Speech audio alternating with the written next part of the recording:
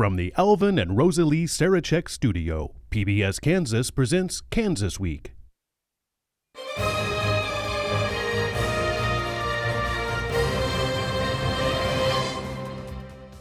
Welcome to Kansas Week. I'm Jared Cerullo. It's been a surreal couple of days for the Wichita community as we continue to come to grips with the air disaster that killed 67 people. You've surely seen by now the coverage that has dominated all of the local and national news channels. The American Airlines flight took off from Wichita's Eisenhower Airport for our nation's capital, Washington, D.C. At about 5:30 Wednesday afternoon, the Bombardier jetliner collided with an Army helicopter and exploded into flames about 3 hours later as it prepared to land at Reagan National Airport. There were no survivors. This is the deadliest air disaster in the United States in the past 24 years. New details continue to emerge. For the most up-to-date information, we encourage you to follow coverage of our news partners, KAKE and KSN. But we did today want to spend just a few minutes here sharing our thoughts. I'm joined by Wichita City Councilman Mike Hoheisel, Sedgwick County Commissioner Ryan Beatty, Director of Wichita State's Elliott School of Communication, Jeff Jarman, and the publisher of the Community Voice newspaper, Bonita Gooch. Thank you all for joining us today. This is something we never want to talk about, obviously. Commissioner, I'll start with you. What are your thoughts locally? How is this affecting our community? Well, it's a significant impact. It really has hit at the soul of who we are as a community. And I think as we begin to learn more in the coming days about who all was on that flight, we're going to really see the significant impact that it's had in this community, not just from a tragic sense of loss, but the depth of this loss and the relationships. Everybody's going to know someone and have some sort of relational tie there. It's been a hard week. It's been a hard season for us in many ways. I think the community's feeling what I'm feeling, a heavy heart, a heavy soul. And tragedy oftentimes unveils things. It reveals things about a community. And I'm hopeful at what the world will see from Wichita as a community of love and kindness and unity in this season. And we already saw, Councilmember, a prayer vigil happen yesterday. It was good to get a lot of people together for that. Right. No, our community is a great community. We have a lot of heart, a lot of humanity. Over the past couple of years, it seems like nationally and around the world, we've kind of stepped away from a lot of our humanity, especially how we interact with each other. So it's heartbreaking, the circumstances that's happened. We've talked with family members of people that we know were on there and just seeing the grief and the heartbreak. On a human level, you never know when you wake up from day to day what that day is going to bring. And I'm proud of my community for how we've rallied around the families and friends of the people who are affected, the victims. And we've got to do this from the ground up. We've got to show people what we expect to see in our community and what we expect to see from a response, because you can't always rely on others to do that for you. And Wichita's really showing the heart that we are nationally renowned for. And I think in the continuing weeks as we process this and work through this, we're going to see it again and again from our community. Ms. Gooch, tell me your thoughts here. What are you thinking? I'm proud of our community too. I think the local response has been really good compared to what I think has been the national response on some levels. I was really hoping for a sense of, I care from some of our leaders, and that's not what I heard. And I was a little disappointed. I mean, national. Oh, local. Okay, local, understood. Lovely, everything. I mean, I was amazed at how quickly people responded and were at a prayer vigil packed by noon that day. And pulled it together. I think by 9 or 10 that morning, I'd already heard there was a vigil, so that people thought immediately of the need to pull us together. I guess I was just saying on a national level, Understood. I have not been as pleased as some of the responses. We need healing. We needed a healing message, and I'm not necessarily hearing a healing message on a national level. Okay. Yeah. Jeff, let me ask you about journalism. As the leader of a school of journalism, as terrible as this is, this can be a teaching moment as well. Sure, absolutely. This is important, and let me echo something that was just said. I think it's true. Our local leaders have done a tremendous job. the press conference that was held, the emotion, the care, the concern, what we've heard echoed here by our leadership today, that is exactly what we need. These moments of tragedy, I mean, I teach genres of communication, and crises like this, we need leaders. That iconic image of President Bush after 9/11 is seared in our memory. The flip side, the trouble for him was also that moment where he said, mission accomplished. You know, we judge leaders by how they help us get through these moments of crisis. And I want to echo what was said. I really think the rush to blame what is likely a cause that's so insignificant, when in the immediate aftermath, 12 hours, you know, we really need our leaders, like we've seen here today and yesterday, to let us know how to proceed. And I want to echo, I'm very proud of our local leadership for that. And if I may also Sure. interject, our state delegation to the Capitol, to Washington, D.C. has been nothing short of amazing as well.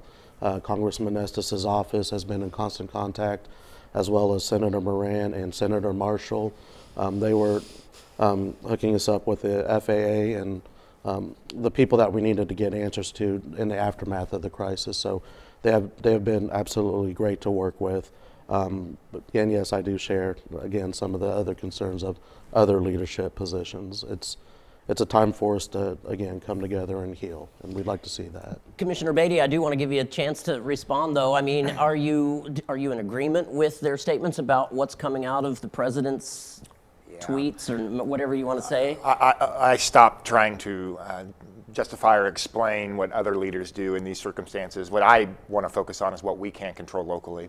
And I think everybody here, there's a consensus that what we can control here is the image that we're portraying, not just to our neighbors, but to the world, that this is who we are, and we care about people. The politics is going to do what the politics do, and those conversations are going to happen, and there will be plenty of time to figure out what was the cause of this and the reaction after that. But for us, and in this house, here locally, we need to stay focused on the people, and ministering to the people, and loving on the people, and kind of trajectorying a path forward is to, here's how we grow out of this, here's how we respond here in a way that demonstrates our love and our kindness and our gentleness here in this place. And it's interesting from a local leader standpoint. I don't know if either of you were involved in getting this flight, this specific flight, to come to Wichita, but it's the only direct flight between Wichita and our nation's capital.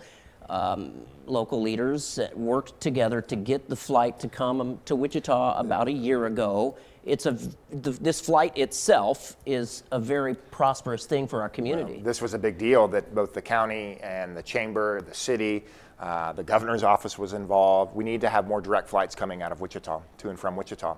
So we lobbied hard for this, and we worked incredibly hard.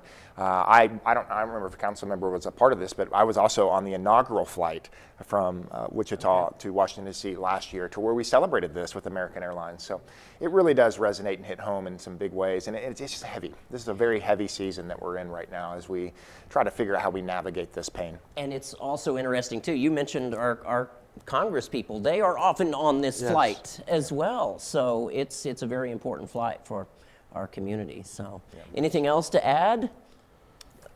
No, I would like to speak to one loss. Go ahead. Ms. Kia Duggins. Yes, absolutely. Right. Just a fantastic young woman that just had the future, a bright future, unlimited future. Very much so. Who was lost on that. I know there'll be a lot of other names that came out who are significant, but I know they've been slow in coming out. But I know a lot of people knew her, and their family has made just a great impact on this community. Yeah. And so disappointed about that loss. And it's interesting again that we came off such a high last weekend of having the ice skating championships here, and it ends like this, but we will get through it. I can promise you that. So as similar efforts proceed at the national level, Kansas state lawmakers have now introduced their own legislation to ban so-called gender-affirming care from minors. Cake's Nick Nelson has that story. For me, the extremely important thing is allowing students and parents to be able to make the choices that they want to do when it comes to healthcare. Whether it's gender-affirming care or not, they should have the right to be able to provide that care or get that care. Gabriel Padilla is a teacher in the Wichita School District and traveled to the state's capital to speak out against Senate Bill 63 and House Bill 2071. I can tell you that this legislation is more harmful than good. The identical bills would ban healthcare providers from administering care to transgender minors. Padilla has transitioned himself and says there are a lot of misconceptions about what transitioning for young people entails. I think a lot of people don't understand that it takes a while to even get to that point. There's a lot of different steps that have to be done. And so once I was able to get those steps and have a provider, all I do is just take injections every 2 weeks to be able to, see, like what you see right now is who I am. And I wanted that to match with what I felt like inside. Republicans in the State House say they believe they can actually pass the gender-affirming care ban this year with an expanded supermajority. Senator Stephen Owen supports the bill, saying for him, it's an issue of protecting kids. What we're talking about is them being influenced and being led to believe that being a different gender is going to make them happy, is going to be rewarding, is what they need. Social media in specific tends to reward children for getting hormones and surgery with attention, from likes and positive comments. I mean, it's like it has become cool to do this. And we as a society have got to put a stop to this. Padilla says he's worried the bills will become law and says it's important for people who support transgender rights to make their voices heard. Go to Topeka if you can, and if you can't, ask somebody else that can. There's a lot more allies than what people think. Just find out who your representative is and talk to them. Jeff Jarman, I'll start with you. I'm interested in your thoughts on this because you ran for a state seat. So tell me what you're thinking here. As I listen to the package and the quote that got used there, it really is disturbing to me the way we talk about this issue. I think there's a difference between whether or not a ban is needed to protect kids and some of the comments made by the representative there. The idea that we have parents and medical doctors agreeing to do gender-affirming care simply because a kid has announced they like it from social media, I don't think that's really what's happening. If the representative really wants to prevent harms from social media, why is there not a ban on social media coming out of Topeka? Why is he not opposing President Trump's undermining of the ban on TikTok? There are much better ways to prevent the harmful effects of social media than going after something that is a rare procedure in our state. And I do believe you mentioned a ban on social media. I think there is 1 or 2 states that have brought forward bans on social media for kids under 14. Yeah, right. I mean, there are lots of things happening on social media that are causing real problems in our society. The idea that this is the most important one for our legislators in Topeka to be focused on does not seem where their attention should be focused. Bonita, any thoughts here? Oh, lots of them. I'm not so, I guess, just how wide the bill is and how broad it is. And nothing else. And I know there was an introduction of maybe can we change this law just a little bit to maybe even still allow mental health care. Why can't these kids even get mental health care? If you're dealing with this trauma, why can't we at least offer them some support if we're not going to offer them the physical help that they want? State funding, you mean? Yes, state funding. Well, as I understand the bill, any doctor who talks to you even now about it could be sent to or fined in some way. Am I not right on that? I mean, it's just like you can't treat in any way, and if treatment is mental health care, then that's going to be illegal too, to even talk to somebody to help them through this crisis. And I think that's just too far reaching. Similarly to what some states have done with abortion. Is that what you're saying? If a doctor treats a patient for abortion, they could be held criminally liable? Am I not right? Isn't that what the bill says? I have not looked at the bill myself. Okay. I don't know if it says that raises specifically. Real questions about how it will be enforced and open to interpretations, and that the potential for those inconsistencies are just another layer of problem when you're trying to micromanage what is likely a very small issue in our state. Yeah.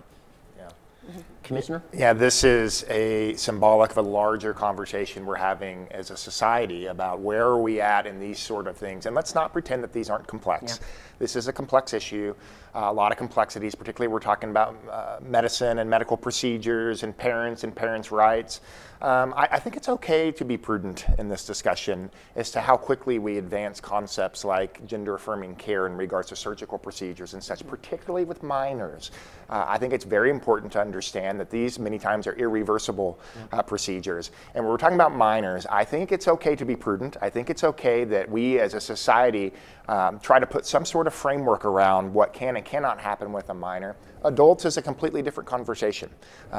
Whether you agree or you disagree, what an adult does surgically with their body is their business, and I think that we need to protect that sort of liberty. But when we're talking about minors, I do think that it is appropriate to put some sort of ground rules and framework together while as a society we continue to navigate this situation. And it's interesting, Councilmember Hoheisel, as well. We talked a little bit about social media, as well as in this information age, we do hear a lot of rumors and untruths being passed.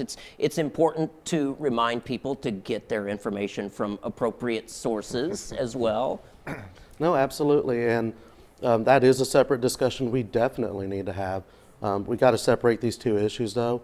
Like the commissioner said, this is more symbolic. It's also a slippery slope if you're going to talk about taking away a parent's rights on deciding what is the best process or the best path for them moving forward in regards to their health.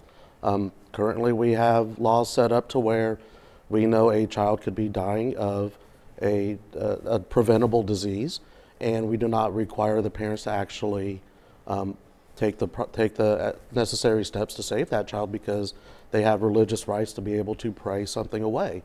So is that going to be wrapped into this discussion as well? Because there are circumstances where we know what's better for the child better than the parents do, and yet we still allow the parents to decide on their own for what the best way forward for their child is in their medical regards. And similar to abortion, I guess, I keep bringing up that topic, but it does bring up the question of get the government shouldn't be making these decisions for our families. Well, in fact, the curious problem some legislators in Topeka might have on this issue is they could find themselves in the morning arguing for parental rights as far as school choice is concerned, and in the afternoon have to take a vote on this bill where they are taking away a right for a parent to do what they believe is in the medical best interest of their child. And I agree that we need some parameters and some consistency and some guide rails and guidance on those things. The trouble is when we find our legislators making one argument at one time and perhaps the opposite argument on another time. As a community, I hope we can get to a place where we have more consistency in the values and decisions that come from those. All right. I do need to move on to our last story, though. Since President Trump's inauguration less than 2 weeks ago, thousands of undocumented immigrants have been taken into custody and incarcerated or returned to their home countries. KAKE's Kate Devine reports how the deportation effort is creating some concerns among Wichita's immigrant communities.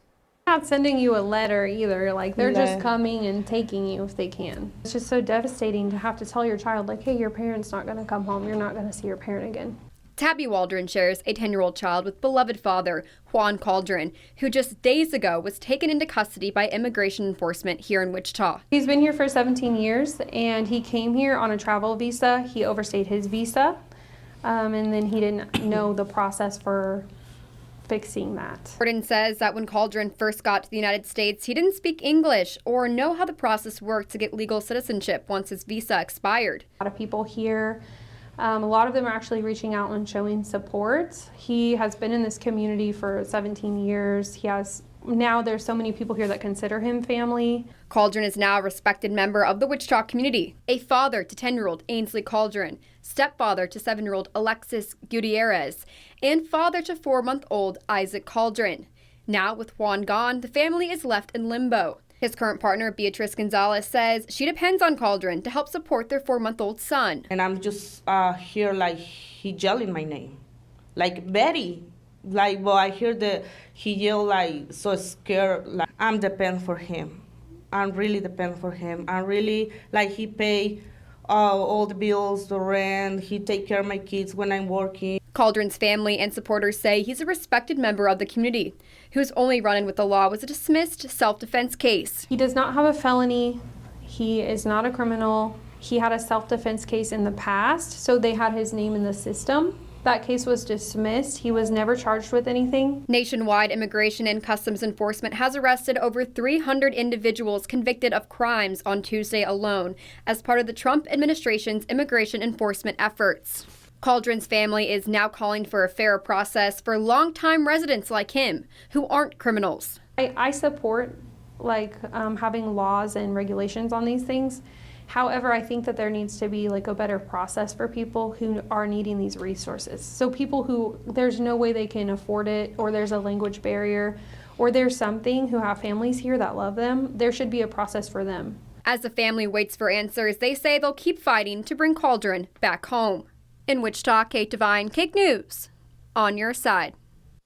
So, Ms. Gooch, I'll start with you. I keep hearing stories of if you're here legally, or if these immigrants are here legally, they shouldn't have anything to worry about. But then we see stories like this. Well, and I guess this gentleman wasn't here legally, but I am hearing a lot of concern and fear about possible harassment. What is the impact going to be? Am I going to get stopped for nothing? Do I have to have my ID? What am I have to go through to prove that I'm a legal person here? And that's, I think, about a concern based on some of the history, in some of these cities. Do I have to now, just as I'm a United States citizen, do I have to walk around with a proof of citizenship now? And that's kind of how bad it is. And I just feel sorry for the communities, because they're fearful. They really are about what's coming. And there's nothing that I can say to them other than be very, very careful. Watch what you're doing, be as law-abiding as you can, and you should be. But it doesn't even take that sometimes. You get an overzealous person sometimes. And I know these are just going to be ICE people. But the other thing is, what seems to be happening too is, if you're at the wrong place at the wrong time, that you can get swept up in this. And that's a concern too also. I could just be about my day and they come around and somebody else is being arrested and I could get swept up in it. And then you get caught into it. Yes. I understand what you're saying. Mm-hmm. Jeff Jarman, what are your thoughts? Yeah, it's interesting. I think the thing that I've tracked over the last couple of months is what really seems to be like mixed messaging coming out of the White House about what they're going to do. Trump ran on mass deportations and then admitted quite quickly, I think, that after election and in the run-up to taking office, that we don't have the resources to do that. And so they backpedaled to trying to get to start with people who are on lists, criminal lists, people who are violent and serious offenders. I think we have a list of 800-ish thousand people on that, and we would start with them. And then we hear stories of people without those kind of criminal records. And I think, in part, I understand the White House saying that a bit of confusion and fear might cause people to self-deport. But for the rest of the community, it creates confusion for us about what the policy is, what the government can do and is doing. And that sets, frankly, it sets administrators and legislators up for battles over what policies are really doing and how we're evaluating success or failure. Yeah. Commissioner Beatty, do you agree? Yeah, well, another complex issue, and again, I don't think anyone should be surprised. This was a major campaign issue in President Trump's campaign, and I think the order of priority that he has said that his administration and ICE would be working from are those that have a criminal record or those that have even are being judicially ordered to leave the country. And by and large, I understand people wanting to come to this place.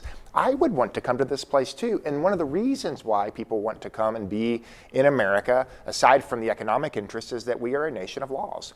And this is the inconsistency that we're seeing, is because for many years what we have done is we have turned our cheek and said we are a nation of laws, but here, this situation. And what I think we can all agree on from a premise is that the current immigration system is not sustainable.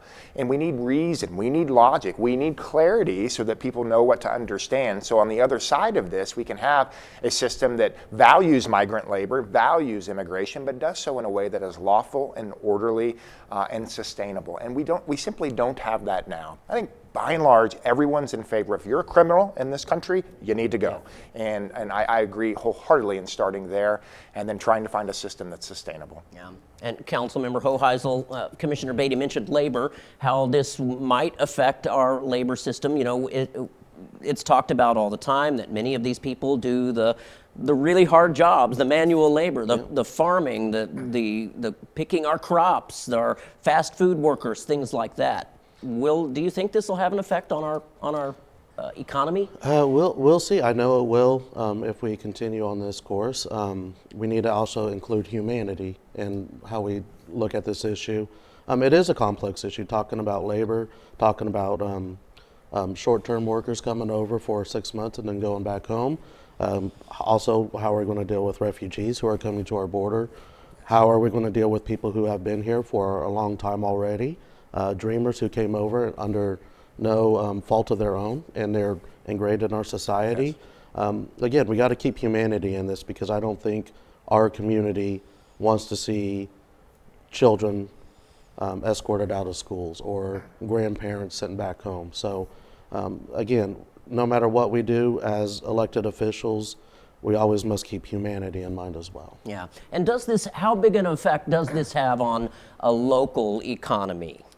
Yeah, it depends in part on how vigorous the enforcement measures are, and even if they're not that vigorous, whether the fear that they are meant to create cause people to things like self-deport. I agree really with what you've said about the idea that there is a class of really violent criminals that we generally tend to want to deport.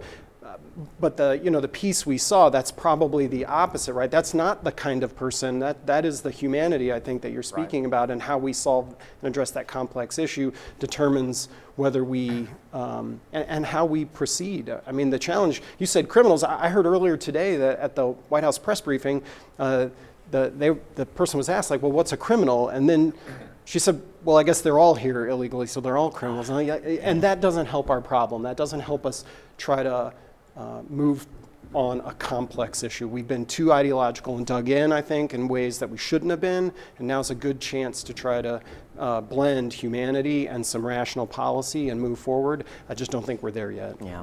All right. That is a wrap for this week. I again want to thank Mike Hoheisel, Ryan Beatty, Jeff Jarman, and Bonita Gooch for being here. And thanks, of course, to you for watching. Our email address, please reach out to us at kansasweek@kpts.org.